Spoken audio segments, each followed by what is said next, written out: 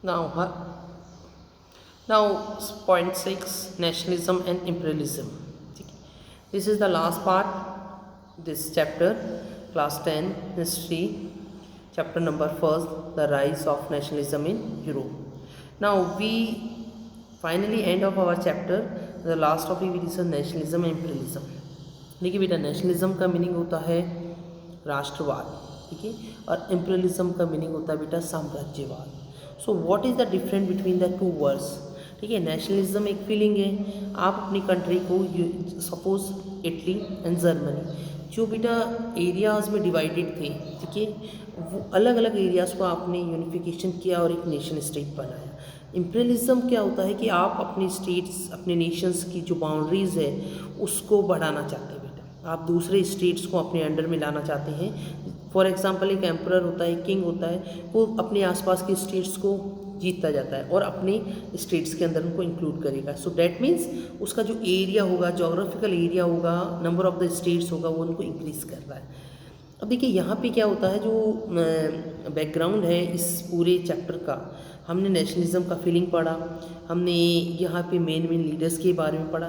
अब हम बेटा सिचुएशन ऐसी यहाँ पे फाइनली जो फर्स्ट क्वार्टर था 19th सेंचुरी, ठीक है, ऑफ द लास्ट क्वार्टर. ये क्वार्टर का मीनिंग यहाँ पे बेटा 25 ईयर्स इन्होंने डिनोट किया है कि first 25, that means 18th century का जो फर्स्ट है 1801 से लेकर 1825 तक, then second quarter, then third quarter and the last quarter. So that means जो 19th सेंचुरी का एंड है, वहाँ आते आते बेटा जो नेशनलिज्म वाला जो मीनिंग था वो चेंज हो गया. For example, the last quarter of the 19th century, nationalism no longer retained its ideological liberal democratic sentiment.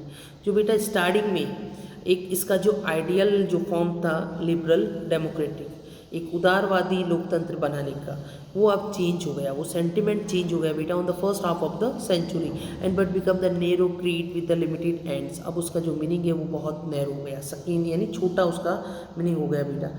So during disparate nationalist groups became the increasingly intolerant of each others and over the ready go to the war. अब एक दूसरे को बेटा वो पसंद नहीं कर रहे थे, एक दूसरे की बाउंड्रीज में वो एंट्री करने की कोशिश कर रहे थे, और कभी भी ऐसी सिचुएशन के लिए अपने आप को रेडी रखते थे कि अब वॉर होगा तो हम वॉर में इंक्लूड हो जाएंगे.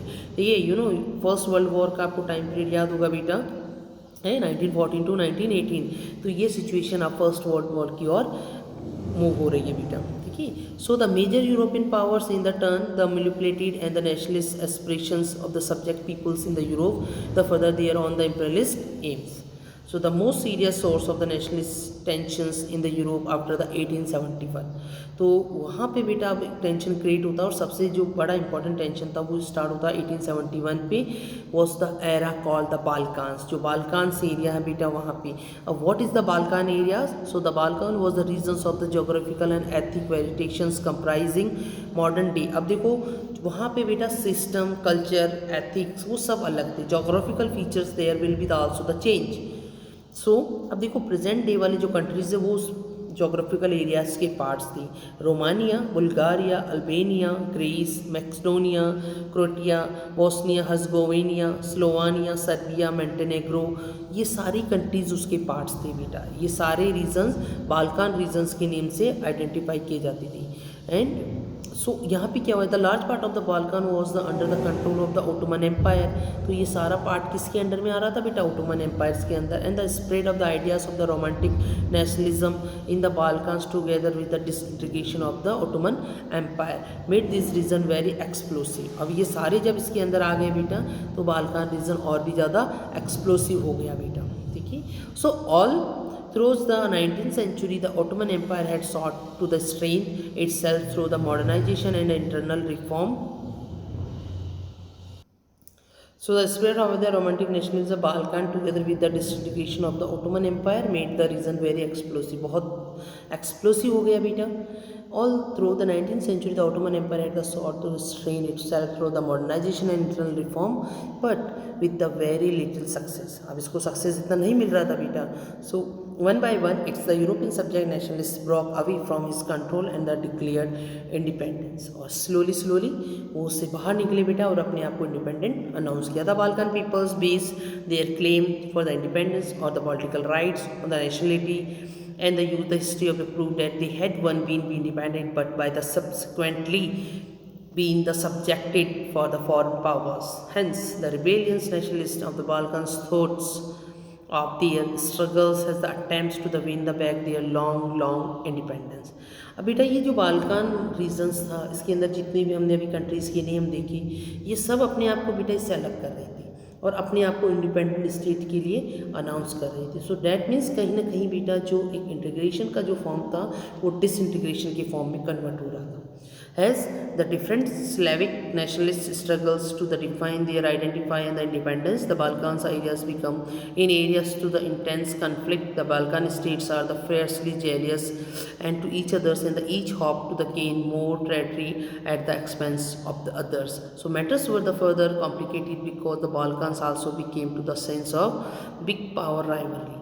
So during this period, there was the intense rivalry among the European powers and over the trade to the colonies as well as the navals of the military might.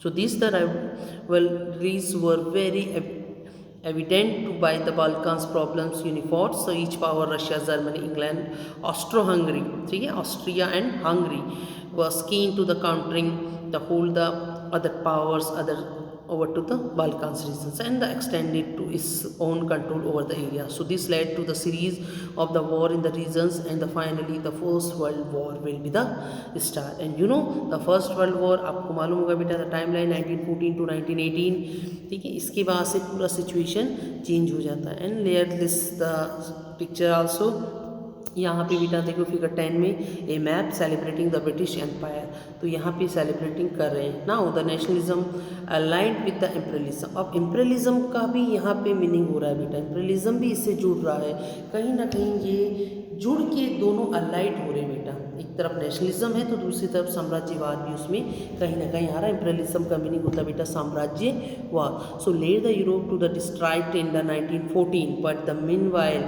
many countries in the world which had been colonized by the European powers in the 19th century began to oppose imperial dominations. So the anti-imperial movement had developed anywhere were the nationalists in the sense that they all the struggles to the form of independent nation state and were inspired by the sense of collectivity, national unity. So forget the confrontations with imperialism, European ideas of the nationalism were replicated. For peoples everywhere developed their own specific varieties of the nationalism, but the idea of the societies should be organized into the nation states and came to be accepted as the natural and universal. Or finally, so you know this is your chapter is complete.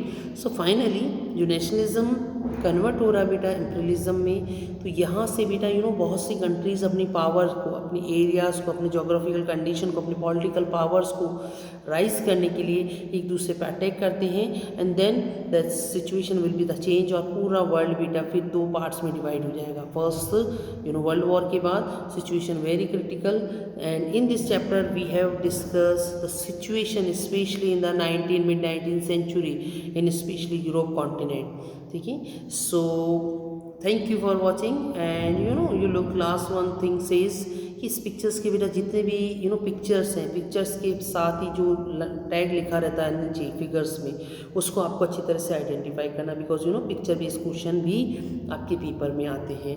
Thank you for this video and I hope you will be understand this whole the chapters.